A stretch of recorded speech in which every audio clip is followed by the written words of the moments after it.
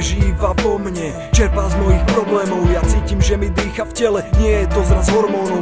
Táto zložka je z úplne iných atómov. Narastá mi tep, keď začne prenikať do neurónov. Tí, čo hovoria, že zomrel, vyvádza ma z omylu, privádza medzi vás hip-hop, čo neskapal ani na chvíľu a netlačí na píl. Má takú silu, že keď sa valí do kopca, zastaví lavínu.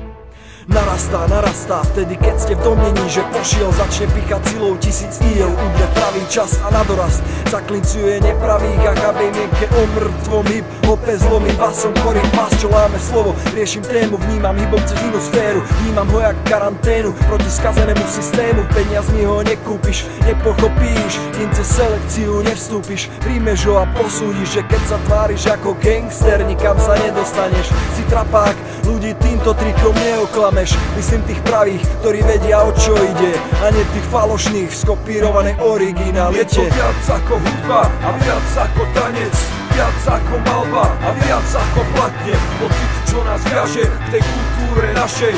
Hip-hop je hnutie a tam som sa našiel. Je to viac ako hudba a viac ako tanec, viac ako malba a viac ako platne. Pocit, čo nás viaže k tej kultúre našej. Hip-hop je hnutie a tam som sa našiel. Ruka hore za hip-hop, že žije, že je stále medzi nami. Kúsok nepredajný, neovplyvnený trendami. Neser sa ty do neho, keď nemáš ani tušenia. Hip-hop je kúsok umenia, neúterák, ty buzerák. Hip-hop není pozlátko, čo obliekli mu hlupáci. Hip-hop nie sú pedík, strička, hodinky a reťazky. Hip-hop není výsada na myslenosť a úražky. Vulgarizmy, pózy, deti, alkohol a feťáci. To hip-hop nežije, to není jeho domov. Milný obraz vytvorený, ak si myslíš toto. To, čo môžeš dneska vidieť, často není ono.